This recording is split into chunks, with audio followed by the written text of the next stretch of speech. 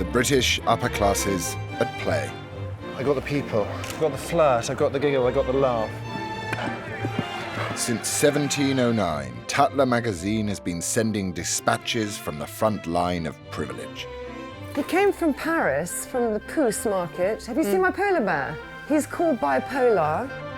Every issue features the country homes of Britain's elite. It is rather lovely. It is the only one in the world. Wonderful people come and clean it. The world's most expensive fashion and jewellery. Should we look at upgrading our engagement rings? Yes.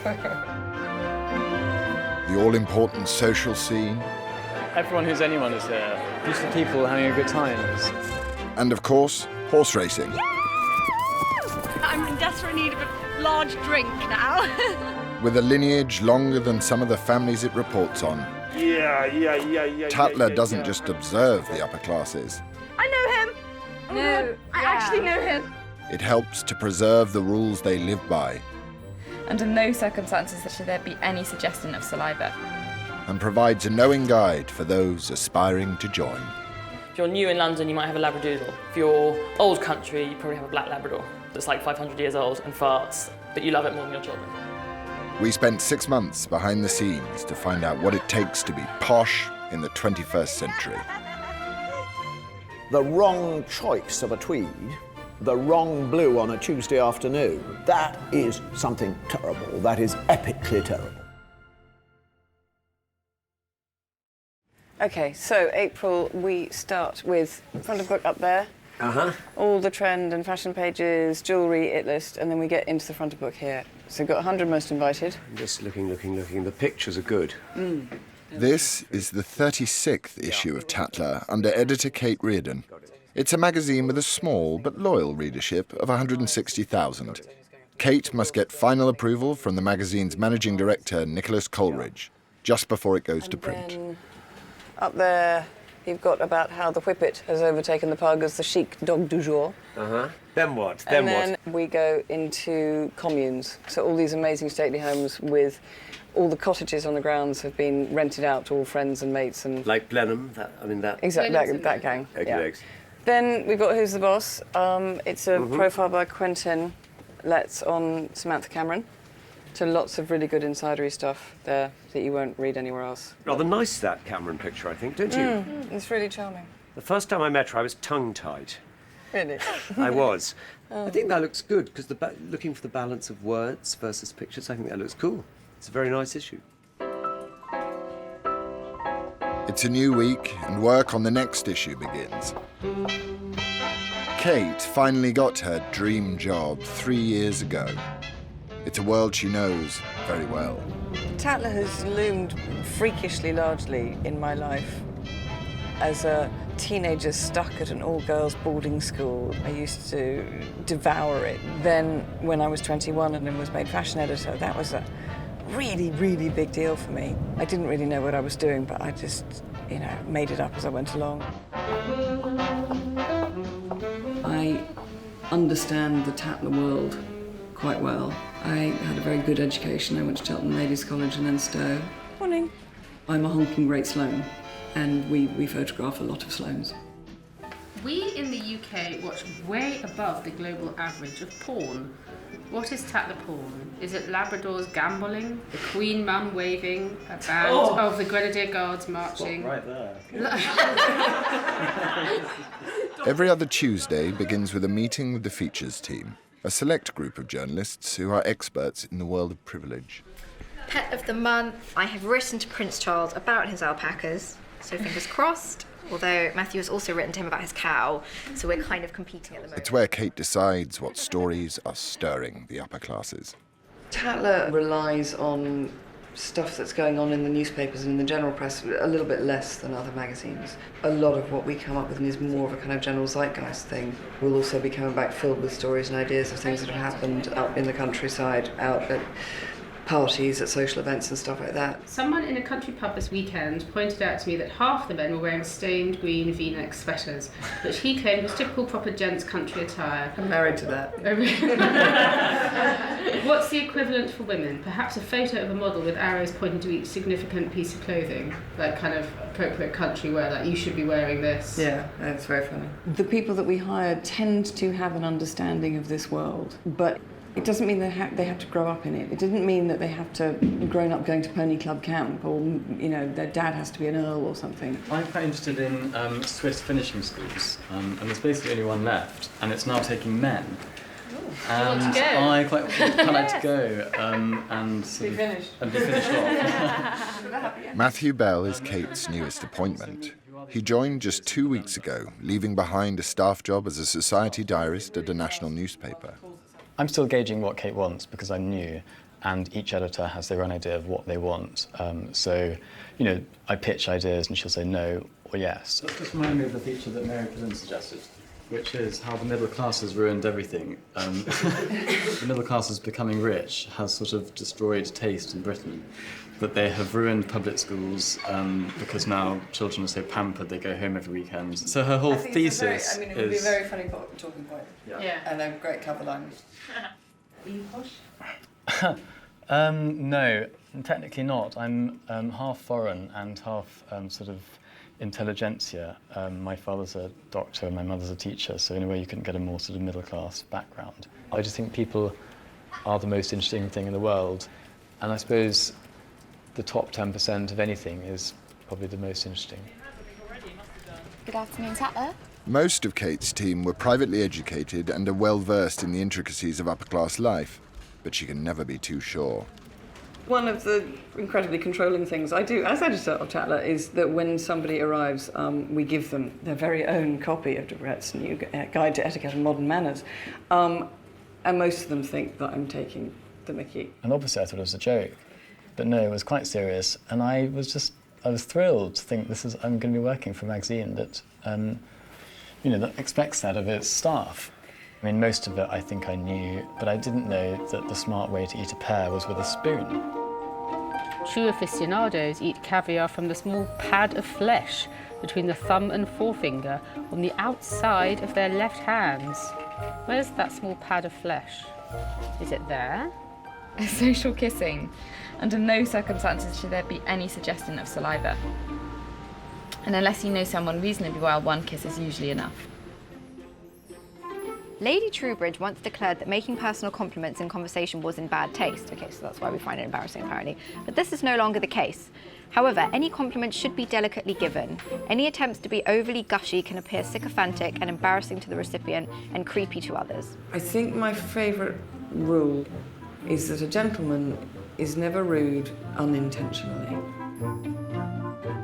The funny thing about the upper classes is that actually often they're completely hopeless at dealing with things. They're famously not in touch with their emotions and famously brusque and rude, and the hunting field and racing circuits are populated by people who communicate by barking at each other. And the whole point about etiquette is it's designed not to trip you up, but quite the opposite. It's designed to oil the wheels of life.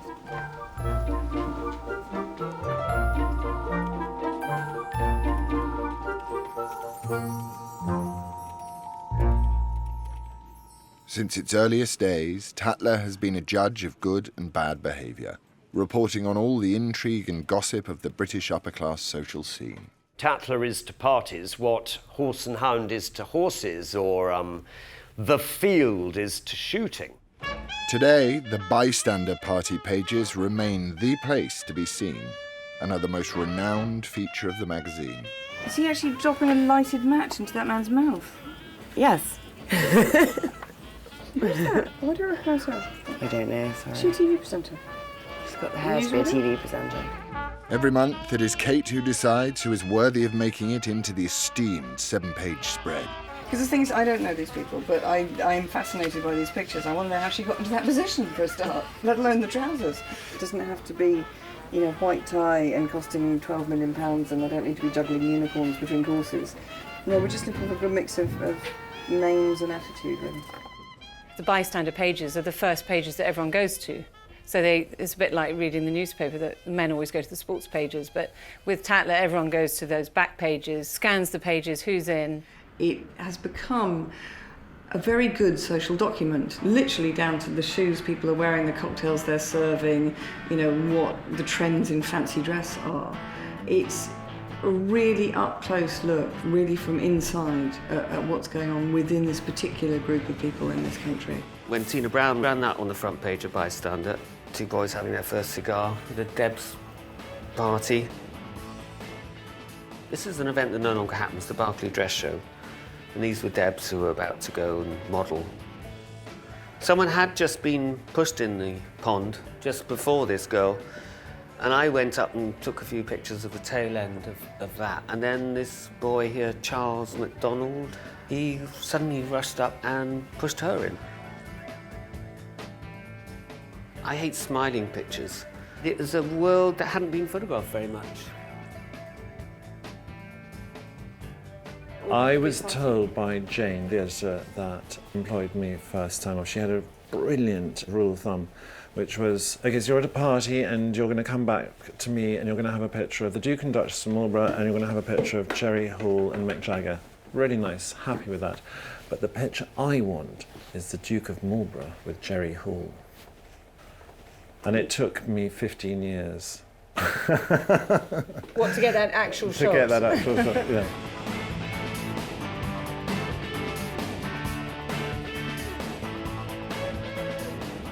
If you appear in Bystander, the amount of people that will come up to you and say, saw you in the magazine. And often you look at them and you think, what are you doing reading Tatler? You know, Colonel in the army. and of course I didn't buy it myself. Dentist waiting room. Bystander's busiest time is the Society's summer season. For 300 years, this has been the time the British aristocracy descend from their country mansions, flocking to cultural events, parties and sporting meets near the capital.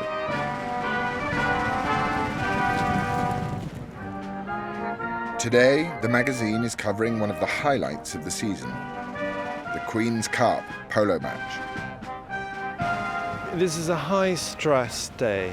You've got celebrities, you've got royalty, you've got Will Carling here, Boris Becker. Any name on these tables will make a good photograph. Hi there, can I grab a picture of you two this way? With this sort of... Are you happy with the umbrella? Yeah, we love that. Yeah. Fantastic, fantastic.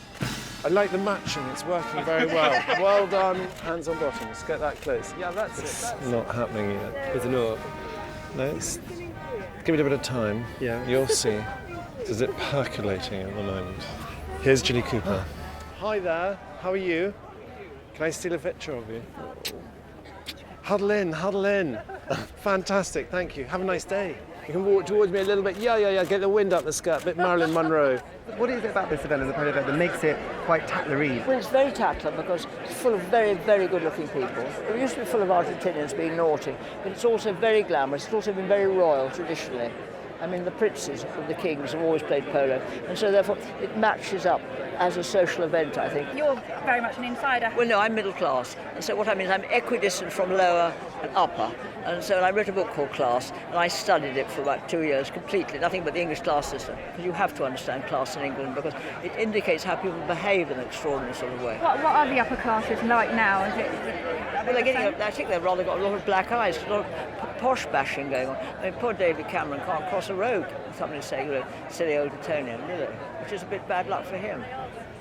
Hello. Morning. How are you Would we like to take your picture? Sure. I quite like you walking forward. That's quite nice. Just keep walking. Oh, and do that with the eyes again. I think people do love looking at, you know, beautiful people in beautiful clothes, having a great time. It is a bit exclusive, but don't we all want to be a part of something that's exclusive? Right, slow down. Jesus. I do enjoy it. I get a buzz out of it. Okay, that was a workout and a half. Well, I get a buzz when the pictures go right. Champagne? Cranberry and orange. We've got our Hollywood A-lister, we've got our journalist, we've got our celebrity writer. You take your glasses off so I can see who you are. Yeah. And you had to huddle in, you know me, I'll make you huddle much more than you want to be huddled. Andy and Patty Wong. They throw fabulous parties. Just getting the puppies in there. I think I don't take it so seriously. Obviously I'm taking the job seriously, but I don't take it so seriously, so there's a sort of sense of fun. Brilliant. Tatler is so familiar with the etiquette of the occasion that its photographer is the only one allowed inside the royal enclosure with the Queen. You're told you're not meant to point a camera straight into the royal box. This is her garden, this is Windsor Great Park, you know, where her guests.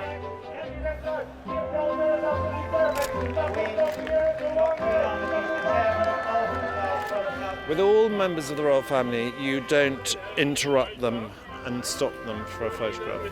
You photograph things as they're happening. Dream picture is just her looking as happy as she always does. She loves horses, loves polo. The pony of the match is a moment that she really likes to see. Okay, everyone this way. Eyes here, hand down. Got it, we got it. That's all that matters. Isn't that great? Isn't that great? Isn't that what we want? How happy does she look? Come on then, come. Come on.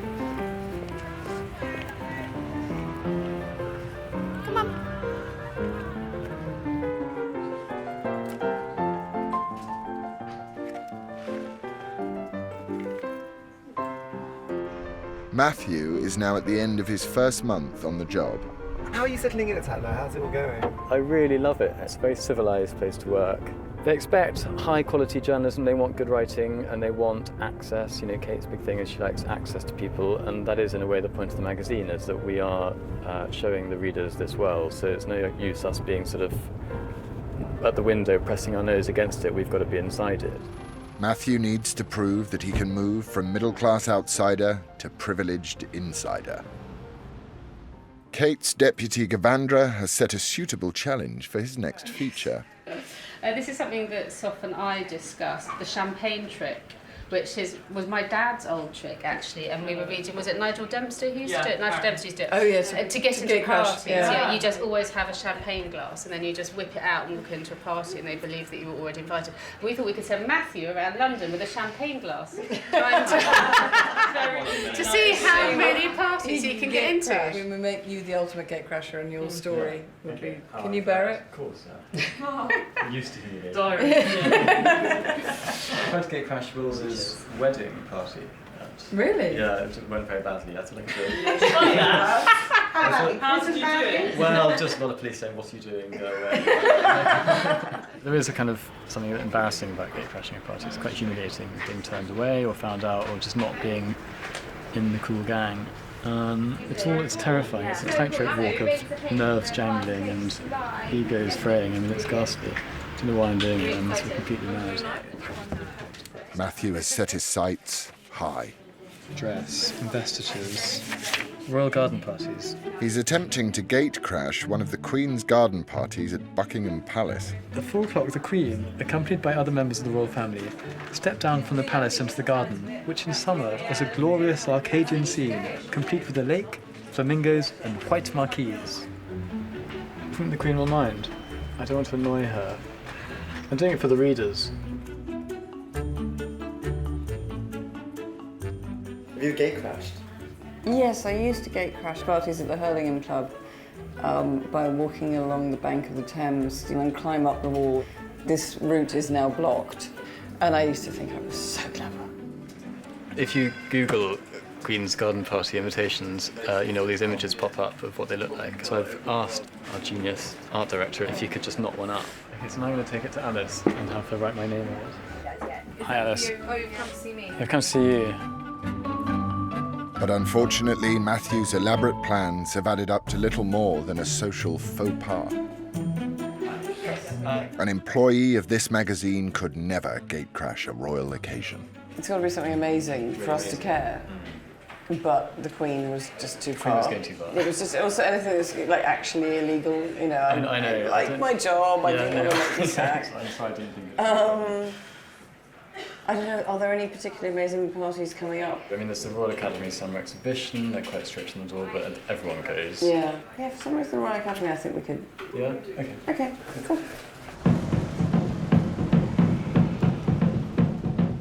The opening of the summer exhibition at the Royal Academy in central London is a key event of the social season. All of the city's glitterati are invited, except Matthew, who is attempting to enter through the service entrance.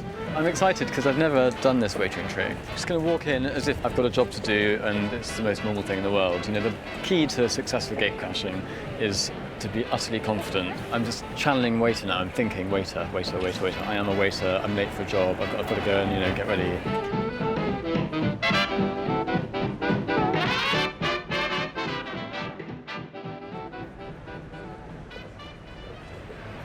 I got the tie and the apron, but I had to go and get the tie from like a box in the staff room, and there was a woman there with a clipboard. She said, well, who are you? And I was like, oh, I'm waitering tonight. She said, are you agency? And I said, yes. And she told me off being late. She said, what time did you get here? And I said, 6. She said, well, why are you so late? I was like, I'm really sorry, I just got held up. And so she wasn't impressed by me. And she started looking on her list, and she couldn't find any Matthews on the list. So she said, well, that's odd, because I don't have him on my list. You know, are you sure you're working here tonight? So I said, yeah, no, I definitely am. Anyway, so she said, I'm sorry, you know, because it's all on shift work. So she said, I'm sorry, we don't need you. We've actually got enough waiters for tonight, and I'm really sorry, you can't work for us tonight. I was like, oh, that's, you know, and so I was really upset, because obviously I need the money as a waiter. Despite acquiring the correct uniform, Matthew was eventually rumbled and left the same way as he tried to get in, through the back door.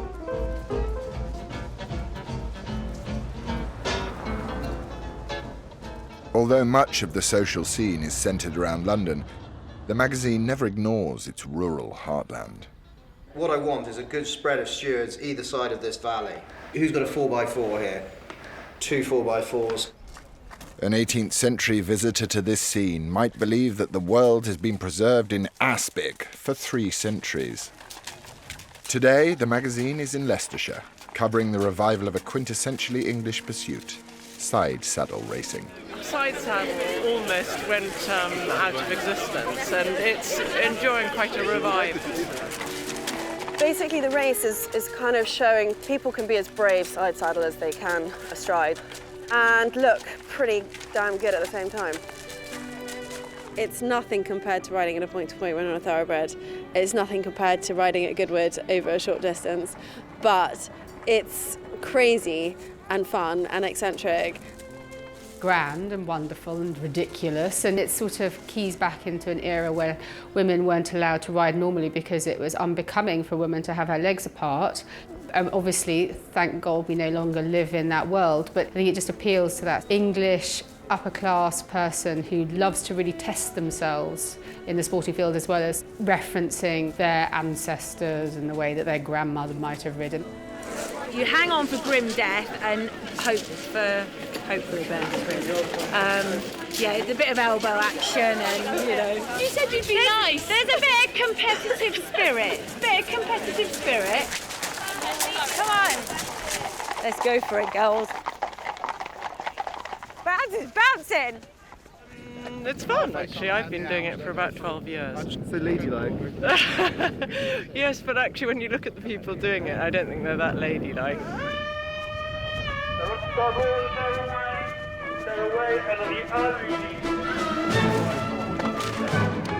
Oh, fucking hell! This is horrible! Ridge and furrow! You can actually tip over backwards off the saddle. They're pretty punchy, these girls, and they sort of, you know, they go at it quite hard. Give us this, come on, we can do this. I think these girls are all very fine horsewomen. They're enjoying the beauty and elegance of side saddle and then doing it on steroids by racing.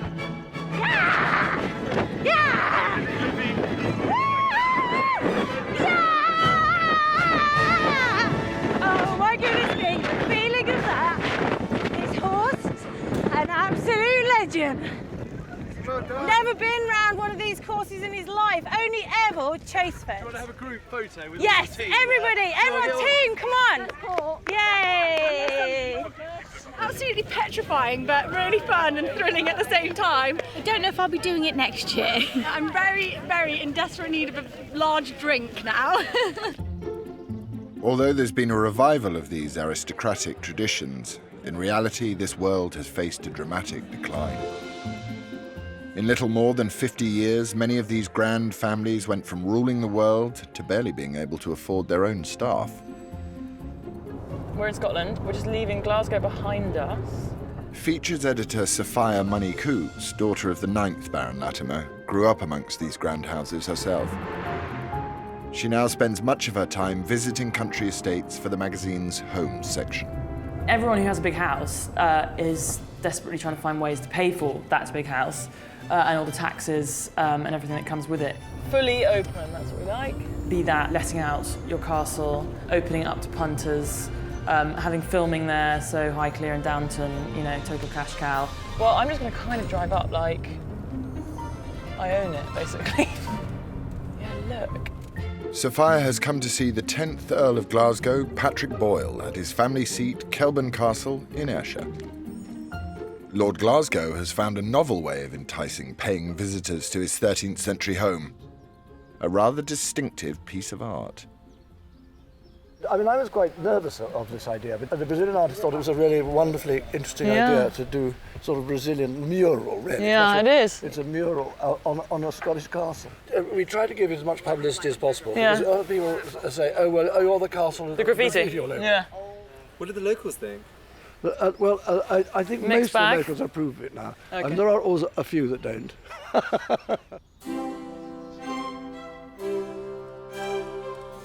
If you want a really interesting room, the most interesting room really is the drawing room, which is directly above here. Okay, look, can we go and see it? Do you want to see it? I'd love to. I'm like in love with your house. All right, okay. Amazing.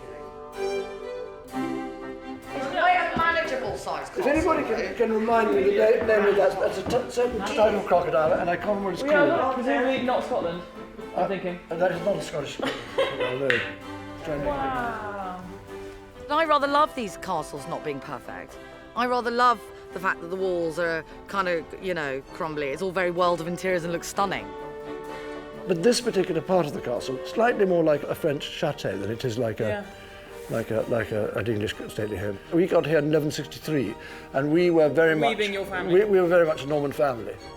One of my ancestors, the 5th Earl of Glasgow, well, he was active really from about 1840 until about 1870.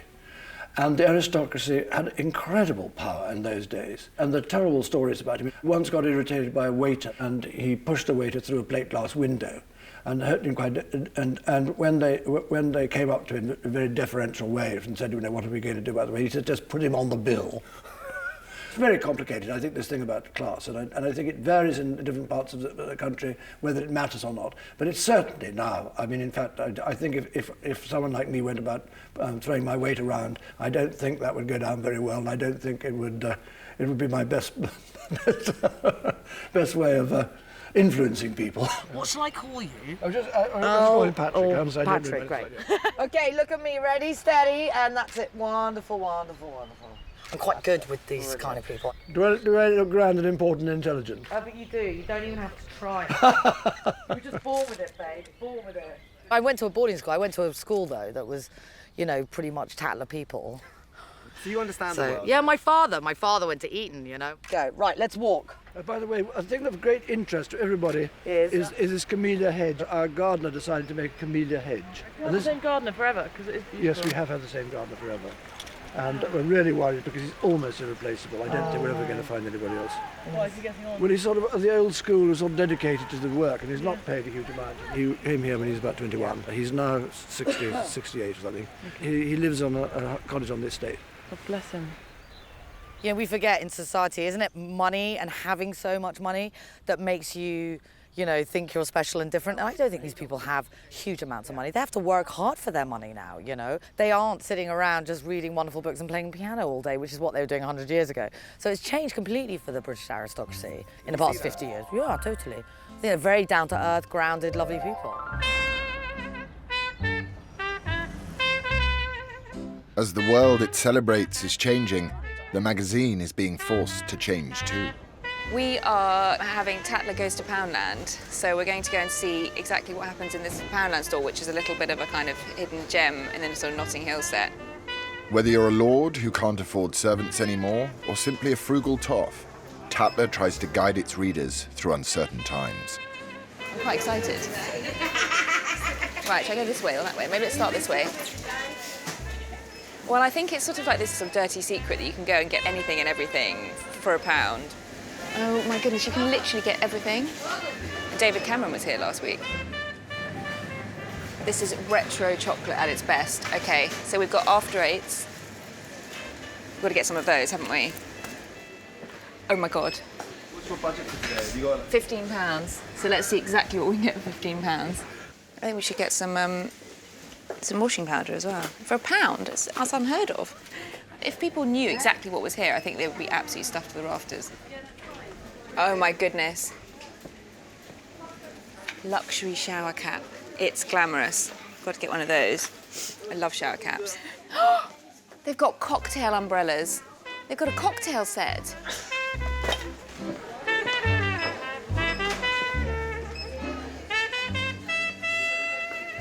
$4 burgers.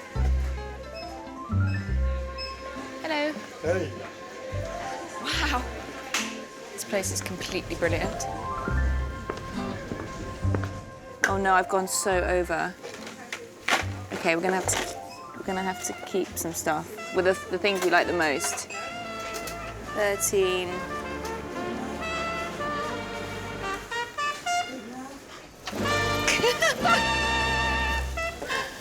Oh dear.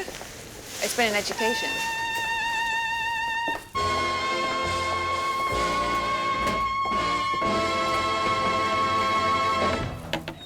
I got this for Jerry. Don't you think? And what's not to love? That's actually a clutch bag. It's like the jazziest thing ever. That literally is. That's a clutch bag. The staff were charming, weren't they? Work in the shower head because I think that was my favourite. That's quite extraordinary, isn't it? I got quite excited when I saw that. But the luxury shower cap doesn't really look. It doesn't look very that luxurious. Nice. Out of context. Out of context. Perhaps now we're back here. It's not looking quite as flash. Those things all do. With the relationship between money and class constantly shifting, the magazine is aware that its readers no longer come from one small elite group. It's not a simple audience. You can't say it is an old money British audience, because it's not. It's way more complicated, with aspirational people wanting to read it, people who've, as the saying might go, have already arrived, people who are reading it slightly satirically because they know this stuff and are amused by it. In the 21st century, the magazine is shifting its focus and attempting to play the role of gatekeeper to the upper classes. It still celebrates the old guard, but now helps to select new members and guide them in the ways of British poshness. So we do these every now and then. It's a very spurious, incredibly tongue-in-cheek look at different camps, basically. Different Tatler camps. Either new town or new country, or real deal, i.e. old town or old country. So things like red cords, old country, real deal country. Red gumboots, a bit new country. But the unifying factor we decided was a Land Rover, because you would find those kind of everywhere. So what's new town? I would say new town, people relatively newly in London. A few Russians, maybe. If you're new in London, you might have a Labradoodle. If you're old country, you probably have a black Labrador that's like 500 years old and farts and is enormous and fat. But you love it more than your children. So here we've got real deal town, so this old town. So we've put in the amazing, wonderful publisher, George Weidenfeld. And here we've got yellow Labrador. We thought that was maybe more London.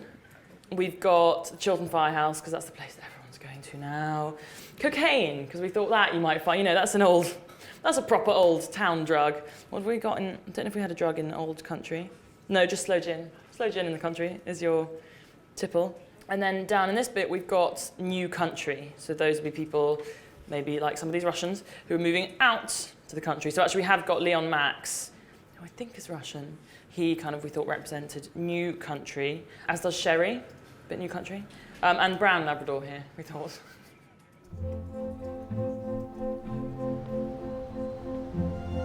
In West London, a particular new town set has caught Tatler's eye. Hello, it's Tatler magazine. We're here to see Kola, Karim. Nigerian millionaires who've embraced England as their home. Traveling the world, I spend a lot of time traveling in the Far East. You find Tatler on the tables of most sophisticated and urbane people, showing what people can aspire to be or to see or to become or to want to, emulate. So if you want to set up downstairs... Yeah, let's have a look. Yeah. Kola Karim owns oil, gas and construction businesses worth billions across Africa.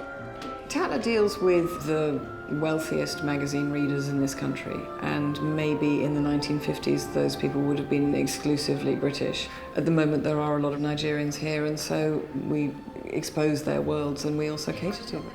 Oh, sorry, I just walked into the bedroom. That's terribly rude. Sorry. We've always lived in West London. Kensington has always been home. My mother and brothers and sisters all live around the corner. High Street Kensington is wonderful. King's Road, wonderful. Harrods. Just keep everything local, really. It's be a case of seeing what interiors he's got to make it look as sort of sleek as possible. Yeah, let's get Amelia. And yeah. Lagos is our main base, and we keep homes in Miami, Marbella, South Africa, and in France. I love him in that couch. It's going to be great. Yeah. Are you sure we don't want just a white shirt? I'm worried about it. Well, it's up to you if you want to style it, but I like what he's wearing. I think it's genius. Okay. My weakness is I work hard and play hard. I keep my cars in different ports. In Lagos, yes, I've got more Mercedes. And how many cars have you got? No, I don't. We just want to make them not look actually gaudy or bling or obscenely rich. We want them to look like the nice people that they are. What's amazing is the perception of colour and success, so to speak. And I'm driving up the road in London, and a lady came up to me and said, "Who do you play for?" I said, "Play what?" I said, "Football." I said, "I don't play football." I said, "Oh, so what do you do then?" I said, "I'm in international business." She was stunned to see it, but I get it all the time. So what we thought, he's got his polo gear here, and we're by Holland Park, and Amelia was saying just do a sort of grass, beautiful shot like that. Polo, it's awesome. I played a couple of tournaments with Prince William and Prince Harry. It's part of the establishment that you've got to keep going. My son started riding at the age of 3, started holding a stick at the age of 4, and he's 13 now. Should we take the glasses off as well? No, we like the sunglasses. I'm not sure, you know. All right, okay. Thank you. I'll fight you on that one. Okay, well... I think these people are as much a part of the Tatler theme park as the Dukes and Duchesses. And then the other way, head that way. If there is somebody sensational with a huge joie de vivre and a giant wallet who's going to pile on in and have a great time in this world, I am as interested in them as I am in some crusty old duke with food down his jumper. Beautiful shots. The reality is the old world is always going to be part of the world order. It's tradition, and that never change. So why not become part of that world? And the newly wealthy seem keen to adopt the more civilized aspects of the upper classes. But the rather more disgraceful and debauched behaviors of the old establishment are something that creates a lot of interest for the magazine's readers, most famous of which is the Bullingdon Club at Oxford University. Famous members include George Osborne, Boris Johnson, and David Cameron. You just read off these names, and they are all people basically running the country. And I think that's what people, conspiracy theorists, begin to get sort of crazed about. They think, ooh, it's this tiny cabal of people who all knew each other at Oxford, now running the world. But unfortunately, this is what happens in Britain. People just happen to go to school with each other.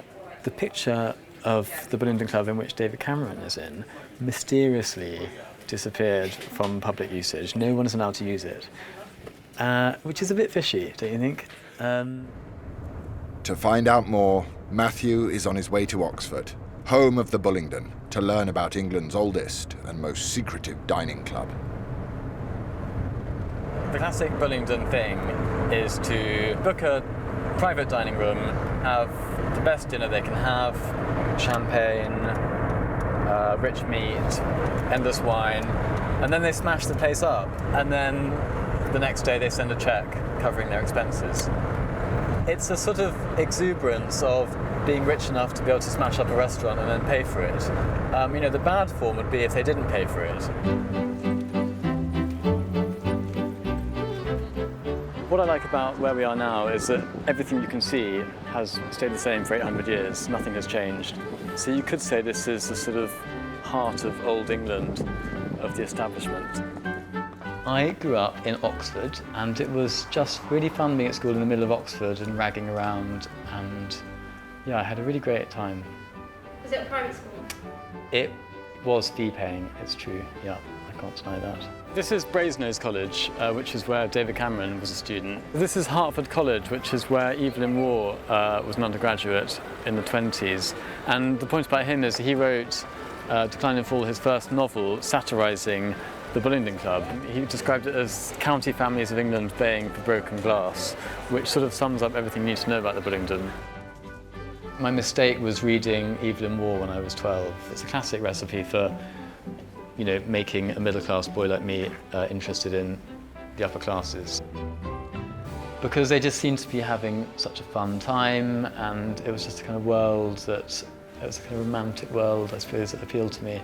So this is Christ Church, which is one of the oldest and grandest colleges in Oxford, and it's also where the steps are, where the picture's taken of the Bullingdon every year. Famously, on one particularly raucous outing of the Bullingdon, they smashed 400 windows in this quad just here, and ever since then they've been banned from within a 10-mile radius of where we're standing right now. A stone's throw from Christchurch is the tailors where the Bullingdon are rumoured to have their trademark dinner suits handmade. These tailcoats are made to order, they're expensive, they cost about £3,500, and that's part of it. You know, the fact that you can afford to blow £4,000 on a tailcoat, it's already excluding a whole load of people from joining the Bullingdon. So I went into the tailor and I said, we're doing this piece about the Bullingdon, what can you tell us about it? And he basically said that a few years ago there was a big hoo-ha about the Bullingdon, and they now have a policy of not talking about it at all, which is interesting. When even the tailor won't talk about it, you have to wonder what's going on. Bullingdon point to point with Osborne. Okay, well, let's definitely go big on that. Matthew hasn't managed to get any current Bullingdon members to talk on the record. But he has discovered why they're so secretive. It's one of those things where they want people to know they're in this exclusive, cool club, but it's so awful now, or considered to be so awful, that they also don't, because they've got one eye on their futures when they might want to become cabinet ministers. What's he holding that? It's a bit like the Masons, isn't it? There's a kind of forever, they will remember that time when they were 19, when they got Binky Thinknottle out of a dustbin. You know, that sort of creates a bond, these shared experiences of getting into trouble and getting out of scrapes. And I mean, I think we're all for eccentricity and odd behaviour and drinking, so yeah.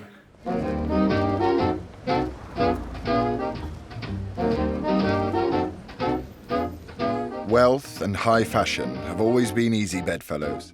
Many of its rich readers look to the magazine for tips on what to wear, especially in preparation for the social season. So the first one was Prada. Yeah, wonderful. Fendi. Kate and her fashion editor, Deep, are preparing a feature on following dress codes without compromising style. I just want to make sure that it's not too Pretty Woman. I like it for that. I think in the mix of the more It also just extreme felt a little bit outfits. 80s. Yeah, but I like that. Okay. That to me is fun. This story is particularly difficult for Deep because we're talking about giving the readers something to wear for events, so going to Ascot, going to a summer wedding, something like that. And event dressing per se, in this country, most of us end up looking like air stewardesses from 1992. So I'm asking Deep to do something that is completely on trend and is very credible in the fashion industry, but that you could wear to Ascot without people pointing and laughing. That's amazing. Are those both North Yeah. Okay. So those are the only ones too. That's the boater that you saw with the Prada. Oh, look. Okay. Yeah, I think that's kind of beautiful. It's beautiful, isn't it? Yeah. It's great. But it's not just event dressing the magazine covers. It also features couture and the latest designer fashion. It's London Fashion Week, and Kate has been invited to all of the top shows. And my background is fashion. I started at American Vogue. I was fashion editor at Tatler when I was 21, so I have a natural, huge fondness and interest in it. I love a laugh and I love a nice dress. Morning, ladies. Hi, hi, hi. How are you?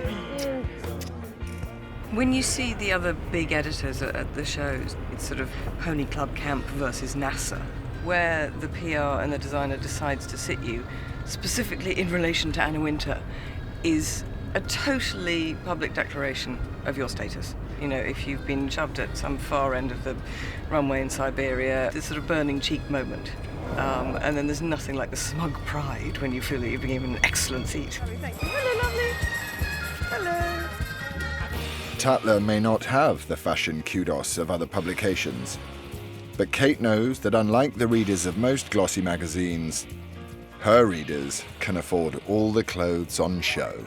We have two jobs in the magazine. One is to entertain and inform our readers. Our second job is to provide an environment for the advertiser.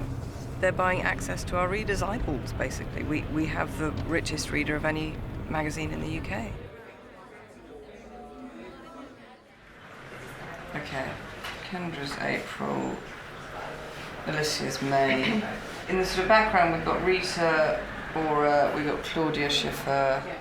In a world where commercial success is crucial for the magazine's survival, nothing is more important than the cover. Tatler has a long history of distinctive covers featuring notable society girls of the day. There was an incredibly good-selling Princess of Wales cover.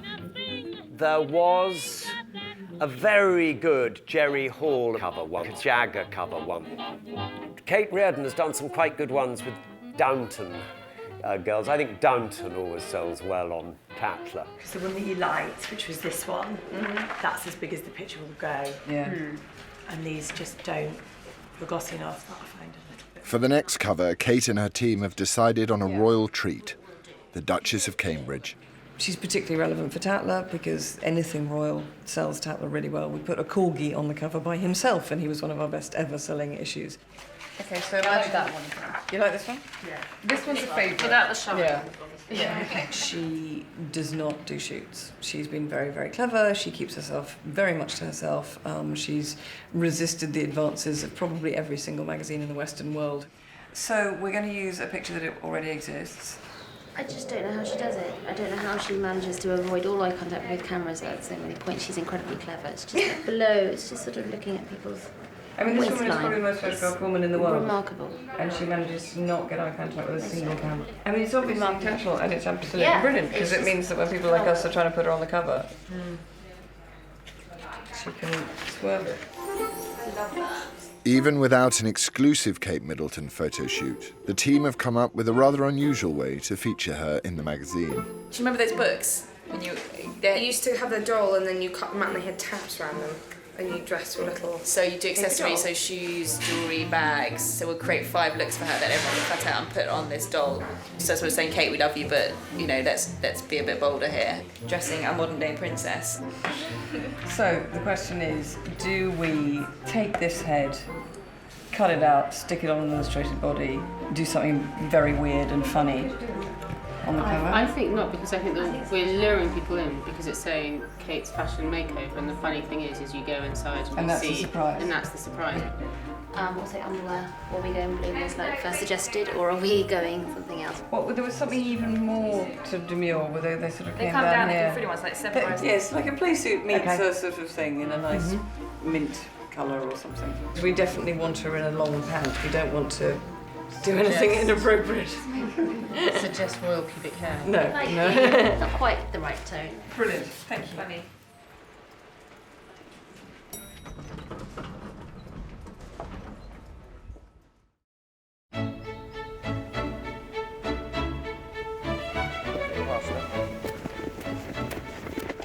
Like many of her readers, Kate divides her time between her flat in London and her house in the country.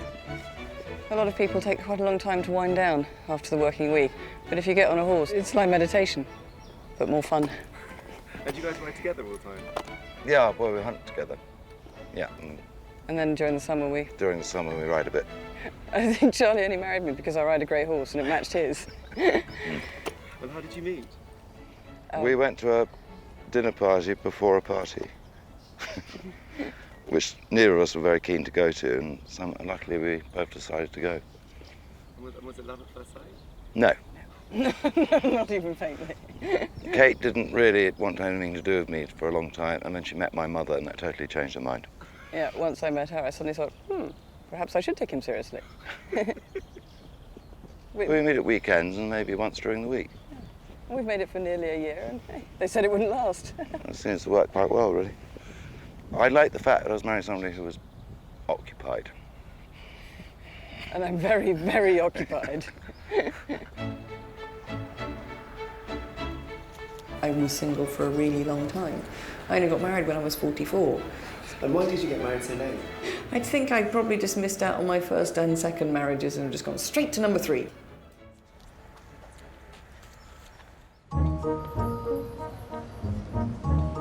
Kate is back in London. The Duchess of Cambridge issue is almost complete. You see, they say print is dead, but it's not. The print makes you more creative. I mean, if you've got an all-singing, all-dancing website, why would you make the effort to do this? But, Kate in her underwear, Kate in a new ball gown from Del Pozo. Or, I'm thinking garden party. Perhaps she should wear that. It all works. And how did you decide on Kate's underwear? Actually, we spent quite a lot of time talking about which underwear we should put Kate in, and we wanted something dignified. So we thought that what are these things called anyway? Camisoles? No, but it's it's an all-in-one, I think. Sort of a camisole romper. Yes. Cami romp. Cami romp, and it's from Marks and Spencer. So obviously, expensive on the outside, but the People's Duchess. She does it again, once again. If Prince William had chosen some entitled, snobbish girl who nobody in this country could relate to, that would have damaged the whole image of the aristocracy and therefore the upper class and therefore everything that Tatler represents. Garden party, Kate? Yeah. How about Kate in a lace catsuit? The fact that Kate Middleton comes from such a healthy, functioning, hard-working family, and that family has been so embraced, not just tolerated, but embraced by Prince William, is just great. The Duchess of Cambridge doll with a suitable royal wardrobe is complete. Kate has one final appointment before the magazine goes to print. Approval of the cover by the managing director, Nicholas Coleridge. Yes, once again, June. I say, in your face. Yeah, it really is.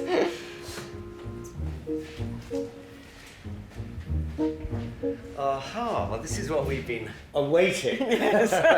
I've heard rumours. Actually, I'm just looking at the cover lines that surround her enormous face. And in some way, you always end up slightly wondering whether they refer to the person. I'm assuming that your very own Kate Fashion doll we get. Return of the Trophy Wife. This time she's in charge. Well, it might work for her too, yeah. This one over here. Okay, well, we can move that. Yes, actually, I have to admit that Tricia was worried about Are You a Slut as well. So. I just think it's maybe slightly in the wrong place. Yeah, it would be all right if it were somewhere else. You know what? Even if you moved it down to there and moved those two up, it would very, very exactly subtly change the. It looks good. Let them roll. Okay. Very good. Thanks. Thank you very much.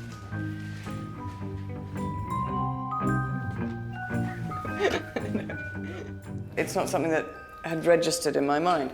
We've got a piece inside here. It's a tiny piece. It's just a funny 10 surefire signs that you're a slut, which we thought was a funny cover line to have. But we've really stupidly put it up there next to Kate Middleton's eyes, which implies that we're talking about her, but we're not at all. It's got nothing to do with her at all. So if we move that line down here or over there or something like that, we will stop making the association between the two. And that's why those cover meetings are so useful, because you get really experienced people looking at them going, are you insane? Why did you do that? The summer season is in full swing and it's Tatler's turn to play host. They are holding a fancy dress ball with Christie's auction house and have invited many of the people who grace their pages to come as a work of art. Hi, I'm Matthew Bell from Tatler. After 3 months at the magazine, Matthew is about to have his first taste of a true Tatler soirée. Look like Brian May. We've got to go all out. I mean, I'm in it to win it. He has chosen a painting by Gainsborough for inspiration. So here we have the quintessential English 18th century landscape painting. You have your classical setting with a Greek or Roman temple in the background, plenty of clipped green foliage, so it's a showing of man's conquering of nature. I think it was the period when Britain became civilised, so there was a focus on elegance and manners and civilised behaviour, and the court was very important, and the aristocracy obviously ruled the day. I suppose Tatler was founded in the 18th century. I look like the man on the masthead. And doesn't he stand in this kind of posture somehow? He is the bystander. If Kate's not impressed by this, I don't know what she will be impressed by. I think she will be. I think she'll like it.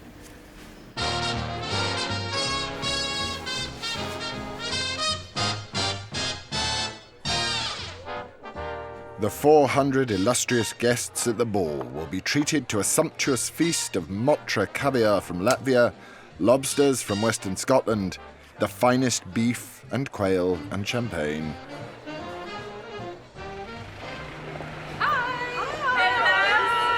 Put your shirt on. It's a novelty apron I got on eBay for £7. I'm obviously Michelangelo's David. I'm a Jeff Koons lobster. Obviously. It's an opportunity for the magazine to place itself at the heart of the social scene and in the bystander party pages. It's a very good cross-section of like the Tatler theme park. You've got people who are incredibly connected and very knowledgeable about the art world. You've got aristocrats, you've got socialites. This is the sofa of Dali. I'm coming as a Peter Doig picture this evening. I'm the Virgin Mary. I'm the Annunciation of the Virgin.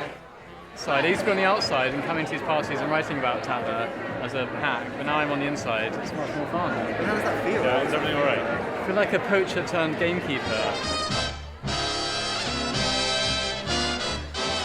Everyone has always wanted to know about the goings-on of decadent, eccentric, beautiful people.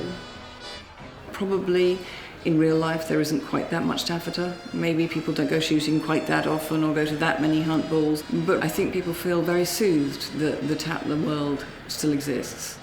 Why is it relevant to this day and age? Well, what's the point of relevance, really? I mean, does anything have to be relevant? Irrelevant things are what make life fun. It would be ghastly if everything in life was relevant. I mean, that would be awful, wouldn't it?